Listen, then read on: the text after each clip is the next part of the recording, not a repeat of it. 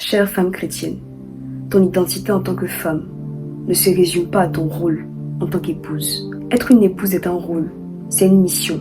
Ça s'apprend, ça se bâtit. C'est nécessaire et important d'apprendre à être une épouse, d'apprendre à fonctionner avec l'autre, de bâtir ensemble. Ça demande de l'humilité, du courage, de l'intelligence. Ça demande d'avoir le caractère de Christ. Ça demande de voir au-delà de soi-même, pour voir le bien de l'autre et apprendre à travailler en tant qu'équipe. Être une épouse, c'est important, mais ça reste un rôle, pas toute ton identité en tant que femme. La raison pour laquelle Dieu a façonné l'esprit appelé femme et l'a mis dans ton corps et l'a envoyé sur la terre n'est pas pour le seul but de te marier et d'aider ce seul homme que tu auras épousé. De la même façon que tu es la fille de quelqu'un, être la fille de cette personne est un rôle qui s'apprend. La Bible nous parle d'honorer ses parents pour que nos jours se prononcent sur la terre. C'est une loi biblique, la loi de l'honneur qui doit être appliquée. Et ça s'apprend d'être la fille, d'être le fils de quelqu'un. Ça s'apprend à honorer ses parents, à les respecter et à leur rendre l'honneur qui est dû à l'autorité qu'ils représentent sur notre vie. Être une fille est un rôle, mais tu n'as pas été créée sur la terre seulement pour être la fille de tes parents. Quand Dieu façonnait ton esprit pour le mettre dans le ventre de ta mère, ce n'était pas seulement pour être la fille de cette personne, mais c'était pour une mission plus grande, une identité, une destinée que Dieu a placée en toi et qui doit être accomplie sur la terre. De la même façon, tu n'as pas juste été créée pour être la femme d'un homme. Tu n'as pas juste été créée pour être l'épouse d'une personne. Est-ce que ça veut dire que cette mission n'est pas importante? Je l'ai dit et je le répète, si. Mais ça ne signifie pas que c'est toute ton identité et que c'est la seule mission pour laquelle ton esprit est venu sur la terre. Il est beaucoup trop nécessaire, beaucoup trop important que tu apprennes à connaître Dieu parce que tu as été suscité pour participer à son plan et à la mission pour laquelle il t'a mis sur cette terre. Ton identité se trouve en Christ et cette identité ne se résume pas à ton rôle en tant que femme, en tant qu'épouse d'une personne. Quand le mari de la prophétesse Anne est décédé, elle est restée dans le temple. Elle a continué d'intercéder et de parler de Dieu aux personnes à Jérusalem. Elle a continué à faire la volonté de Dieu indépendamment de la fin de son rôle en tant qu'épouse. La mort de son mari ne l'a pas empêché toute sa vie de servir Dieu.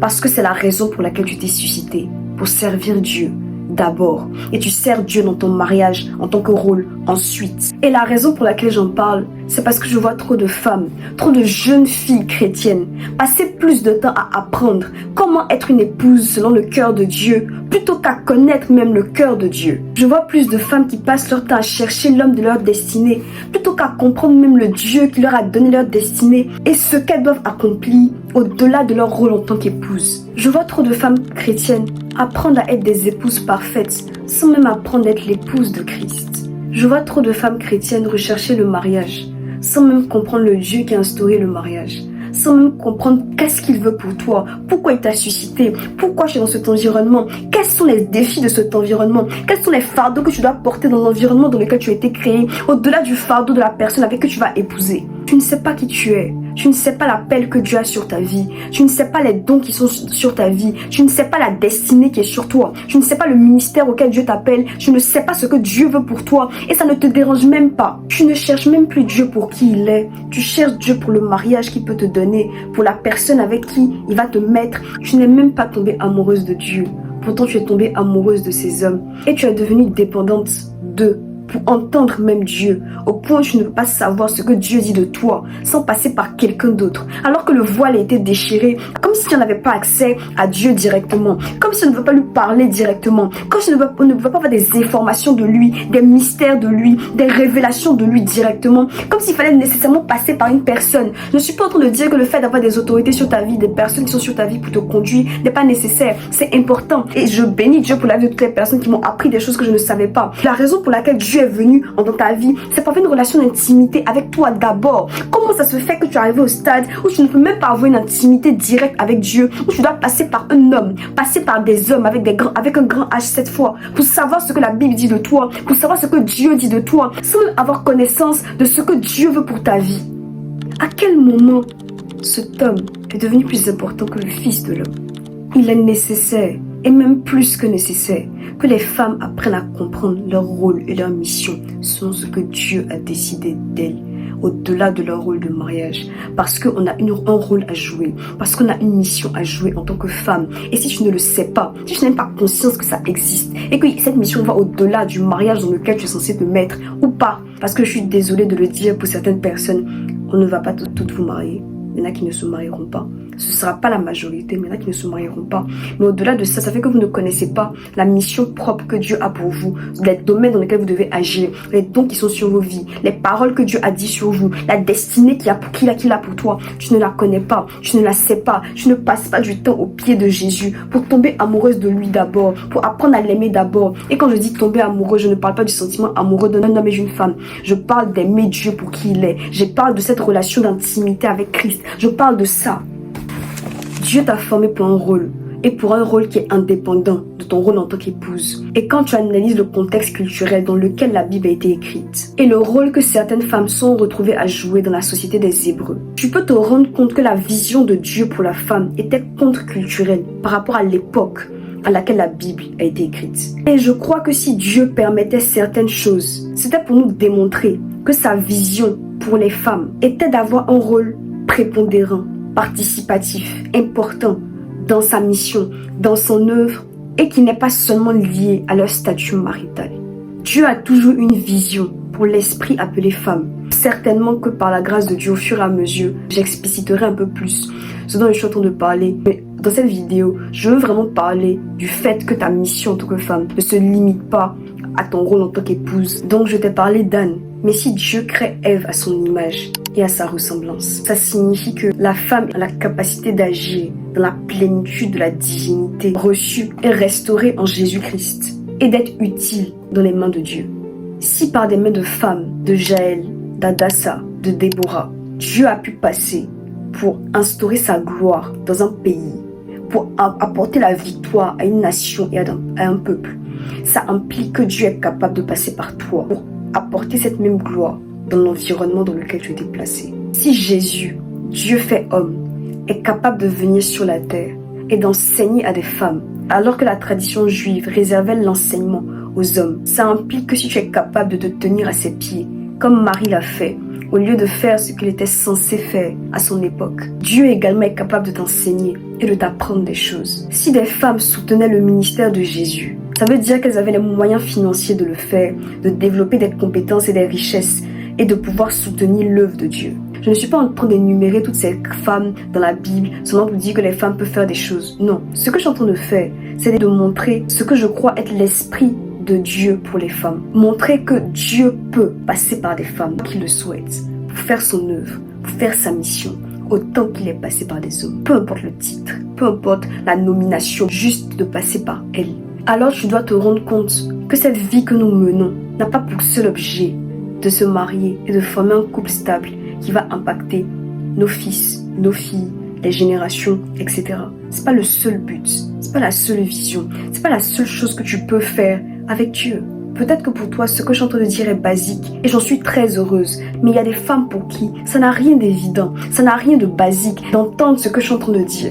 Chères femmes chrétiennes, on devrait passer plus de temps aux pieds de Jésus, entendre apprendre ce qu'il veut pour nous, entendre apprendre ce qu'il dit de nous, entendre apprendre ce qu'il a pour vision et pour mission pour nous, plutôt que de le passer à apprendre à être l'épouse parfaite d'une personne. Pour même être cette épouse parfaite, tu as besoin de connaître la perfection qui est Christ. C'est de là que découlera la réussite de la mission d'épouse d'un homme physique. Si tu sais être l'épouse de Christ, parce que tu seras lié au cep, de là découlera la capacité d'être une épouse également sur la terre. Mais ça ne veut pas dire que tu dois chercher Dieu seulement pour apprendre à être une épouse d'un homme.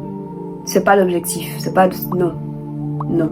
Si quelqu'un doit être ton époux d'abord, si quelqu'un doit être la source de ta vie d'abord, ça doit être Jésus. Ça doit être lui d'abord.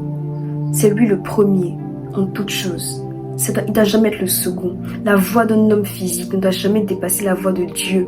Mais le problème, c'est que tu ne sais même pas entendre la voix de Dieu. Tu ne sais même pas la reconnaître parce que tu n'as pas passé le temps nécessaire pour apprendre à vivre selon lui et à savoir ce qu'il dit. Et dans cette détermination du rôle de la femme pour Dieu, sache que ta culture n'est pas la parole de Dieu. Ta culture n'est pas la pensée de Dieu. Notre théologie, notre façon de comprendre Dieu, notre façon de comprendre la Bible peut être influencée par la culture dans laquelle on a grandi et l'environnement dans lequel on a évolué. Ça ne signifie pas qu'il faut que tu rejettes ta culture. Ça signifie qu'il faut que tu discernes dans cette culture ce qui vient de Dieu et ce qui ne vient pas de Dieu. Parce que même quand tu vas analyser le ministère de Jésus, tu vas te rendre compte que Jésus a grandi dans un continent africain et qu'il y a des choses qu'il faisait. Son ministère qu'on fait encore en Afrique. Par exemple, le fait que les apôtres habitent tous ensemble dans un seul lieu, ça ressemble beaucoup à ce qu'on fait en Afrique. Cette communion, ce qu'on a ensemble. En Europe, ça se fait pas. C'est pas des choses qu'on fait de rester ensemble avec des personnes. Même si au fur et à mesure, l'Église a permis de garder des personnes ensemble, tu vas te rendre compte que Jésus n'était pas contre-culturel. Il refusait pas tout ce que sa culture disait. Il était juif. Mais tu vas te rendre compte également qu'il y a des éléments que sa culture prônait, qu'il n'acceptait pas. Donc, ta façon de concevoir la parole de Dieu, rends-toi bien compte que ta culture peut influencer ta lecture des Écritures. Et permettez-moi même d'aller un peu plus loin. La culture est un élément que le diable utilise pour instaurer des systèmes de pensée dans les générations. Lorsque sur 1, 2, 3, 4 générations, un fait culturel est établi, ça devient tellement difficile pour les générations qui suivent de se détacher de cet élément culturel qui a été dit. Parce que le diable passe par ça pour instaurer des systèmes de pensée qui ne viennent pas de Dieu. Comme ça, comme ta culture t'a déjà inculqué des choses, le diable te tient en captivité grâce à cet élément de culture auquel tu crois pour t'empêcher de voir la vérité de Christ et d'être libéré. Comme ça, il n'a pas besoin de passer par des esprits. Ta culture est déjà le frein établi dans ton esprit qui t'empêche de recevoir la parole de Dieu. Et c'est peut-être la raison pour laquelle tu auras du mal à croire et à entendre ce que je suis en train de dire. Parce que dans ta culture, on ne dit pas ça. On ne pense pas ça. Mais Dieu n'est pas culturel. Dieu est la vérité. Et c'est à nous de s'adapter à la vérité de Christ. Qu'elle nous plaise ou pas. Parce qu'il y a des éléments qui peuvent ne pas nous plaire dans la parole de Dieu. Il y a des choses que Dieu peut dire qui ne nous plaisent pas, qui ne nous satisfaisent pas. Mais c'est à nous de nous conformer à la parole de Dieu. C'est à nous de nous soumettre à ce que la Bible dit. À condition, bien sûr, qu'on comprenne vraiment ce que la Bible dit. Et pourquoi je parle de cette affaire de culture? Parce qu'il y a des personnes, hommes comme femmes, votre conception de la femme est limitée par ce que votre culture dit et par l'environnement dans lequel vous avez grandi et pas par rapport à la parole de Dieu. Parce que je trouve, là ça n'engage que moi, que pour certains éléments de la Bible, on se permet d'utiliser certaines techniques bibliques acceptées. Le fait de rechercher par exemple l'origine d'un mot, le contexte biblique dans lequel le verset a été dit, etc. Pour certains enseignements, on le permet, mais pour certaines choses qui concernent la femme, qui concernent les hommes, qui concernent le mariage, ou peu importe le sujet, il y a des fois on n'accepte pas d'utiliser ces éléments de caractérisation, qui sont pourtant scientifiquement acceptés pour l'étude de la Bible. On n'accepte pas de les appliquer à certains versets parce que culturellement ça ne nous plaît pas. Donc dans les deux sens, je pense qu'il y a une misconception et une mauvaise utilisation des techniques scientifiques utilisées pour étudier la Bible, parce que chacun veut justifier son point de vue des deux côtés. Bref, chère femme chrétienne, Dieu a une volonté pour ta vie et il est nécessaire que tu payes le prix pour connaître ces choses. Ça ne va pas tomber du ciel. La révélation de qui tu es ne tombera pas du ciel. Il y a des choses qui nécessitent que tu passes du temps sur la montagne. Et sur la montagne, c'est juste dans le sens de éloigner de tout ce qui pourrait te distraire pour entendre ce que Dieu a à te dire réellement. Je reproche aux femmes de ne pas chercher pour elles-mêmes ce que Dieu dit d'elles. Je reproche aux femmes de ne pas aller profondément dans les Écritures et dans la compréhension de la parole de Dieu. Pas pour satisfaire elles-mêmes ce qu'elles pensent, mais pour chercher vraiment ce que Dieu veut et quelle est sa volonté pour nous. Je nous reproche de manquer de discussion avec le Saint-Esprit, de manquer de connaissances dans la parole de Dieu, de manquer de connaissances dans les révélations bibliques. En fait, de ne juste même pas chercher à l'acquérir, alors qu'on est censé aimer Dieu, on est censé vouloir être dans sa présence, pas pour nourrir une quelconque guerre entre les hommes et les femmes, mais juste parce que Dieu est grand, juste parce que c'est ton Dieu, tu devras avoir une attirance, une volonté de le connaître, de le comprendre, de chercher ce que la Bible dit de lui, de toi, de votre relation d'intimité. Ça doit être quelque chose qui est dans ton cœur, qui brûle dans ton cœur. Mais je reproche aux femmes de ne pas chercher Dieu pour elles-mêmes, de ne pas chercher Dieu par elles-mêmes, mais de chercher Dieu seulement au travers de prophètes, au travers d'hommes de Dieu, au travers d'hommes tout court, et que ce soit seulement d'autres personnes qui parlent de qui tu es, sans même que toi tu puisses confirmer, oui c'est ce que j'ai reçu, oui c'est ce que j'ai vu, parce que tu as demandé à Dieu. Je ne veux même pas le dire, je ne veux pas dire oui je confirme ça, ou j'infirme ça, parce que tu ne sais pas ce que Dieu dit pour toi. Tu ne sais pas ce que Dieu dit de toi. Tu n'as aucune connaissance, aucune conscience de ce que Dieu veut pour ta vie. Et c'est un problème, parce que Dieu veut te parler. Si tu peux seulement te tenir à ses pieds, arrêter les occupations que tu as, et te tenir à ses pieds, et écouter ce qu'il a à dire, et entendre ce qu'il a à dire, et peu importe le temps que ça prendra, tu le chercheras parce que tu l'aimes. Tu attendras qu'il se révèle à toi parce que tu veux savoir des informations sur lui. Parce que ta vie n'a pas de sens. Tant que lui ne parle pas, tant que lui ne se révèle pas à toi, tu ne partiras pas. On n'a pas cette endurance, on n'a pas cette capacité à rester longtemps dans la présence de Dieu. jusqu'à ce qu'on reçoive quelque chose. Mais tu penses que ça viendra de quoi? Comment est-ce que tu penses que tu auras des révélations de la parole si tu ne passes pas du temps à écouter, à entendre? Je trouve qu'on n'a pas assez le comportement d'aller dans la Bible, de chercher pour nous-mêmes, de chercher ce que la Bible dit, de comprendre, au lieu de s'arrêter à des débats, à des compréhensions d'autres personnes. Même si quand tu as fini de chercher, ça va confirmer ce que d'autres personnes ont dit. Au moins tu auras cherché, tu sauras sur quoi tu es fondé. Mais on n'a pas. Et ça, c'est un problème que je nous reproche. Je ne sais pas qui doit entendre ça. Tu n'as pas besoin d'être un homme pour être utilisé puissamment par Dieu. Tu n'as pas besoin de devenir un garçon. Tu n'as pas besoin de devenir un homme pour être utilisé puissamment par Dieu. Tu n'as pas besoin de devenir un homme pour que Dieu passe par toi. Être une femme est une bénédiction. Être une femme est une bonne chose. Et Dieu peut passer par toi. Et Dieu va passer par toi pour accomplir sa volonté sur la terre. Je pense sincèrement, ça n'engage que moi. Quand on a dans cette génération l'opportunité, le privilège d'être utilisée en tant que femme, de la façon dont Dieu l'a prévu dès le départ, dès l'origine, dans la pensée dans laquelle il nous a conçus dans la jeunesse, avant la chute, avant la perte de certaines capacités, avant la perte de certaines choses. On a la capacité avec Jésus-Christ, dans cette nouvelle dispensation, sous la grâce, de pouvoir recevoir le Saint-Esprit, être transformé par notre caractère et de pouvoir être élevé dans la connaissance, élevé dans les profondeurs, élevé dans les mystères, élevé dans l'onction, élevé dans la puissance. Elle a la capacité de le faire, pouvoir dire que je suis utilisée, servie par Dieu. Parce que le seul but, c'est que Dieu me regarde, que Dieu me voit et qu'il dise bonne et fidèle servante. Tu as été utile dans mes mains. Le seul objectif, c'est Jésus. Le seul objectif, c'est Dieu. Le seul objectif, c'est de faire sa volonté. Le seul objectif, c'est d'être connu par lui. Le seul objectif, c'est que Dieu puisse nous regarder et qu'il dise, tu fais ce que je veux. C'est tout ce qui compte. C'est tout ce qui importe. Peu importe que tu ne sois jamais reconnu par les personnes. Peu importe que tu ne sois jamais connu dans ton église. Peu importe que les gens ne te donnent jamais l'honneur ou la reconnaissance. Ça n'a aucune espèce d'importance. Tant que Dieu peut te regarder et dire, tu as fait ce que je voulais. C'est tout ce qui compte. Tout ce qui est important. Parce que nos œuvres seront analysées. Nos œuvres seront éprouvées par le feu. Les œuvres qui ont du poids et elles n'auront de poids que lorsque tu vas vraiment chercher Dieu pour toi-même, pour chercher Dieu, pour savoir ce qu'il dit de toi, au lieu de résumer ton existence à ton rôle en tant qu'épouse. Tu as un rôle à jouer dans la vision de Dieu qui va au-delà que ton rôle en tant qu'épouse. Ton célibat n'est pas une malédiction. Arrête d'être dramatique. Tu exagères. Je me calme. Avant de clôturer cette vidéo, j'aimerais vous lire un passage d'un livre qui s'appelle Le flambeau et l'épée de Rick Joyner. Je me permets de le mettre en termes de légitimité scientifique à la fin de cette vidéo. Parce qu'un livre écrit par un homme de Dieu n'aura jamais la même valeur que la Bible. C'est pour ça que j'ai cité tous les versets bibliques avant.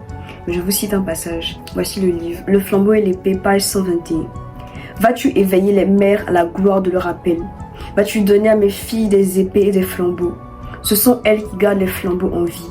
Et elles brandiront l'épée avec sagesse. Mes filles arrêteront la mort, ramèneront la vie. J'étais là, muet de stupeur. C'est Rick Joyner qui parle.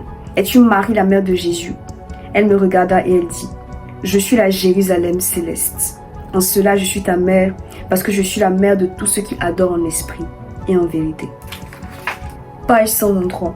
Il faut à la fois la lumière des pères et des mères, afin que celle des fils et des filles me révèle telle que je suis. Personne ne peut me voir sans honorer les pères et les mères. Si tu honores les pères et les mères, alors tu pourras donner des épées aux fils et aux filles. Page 124.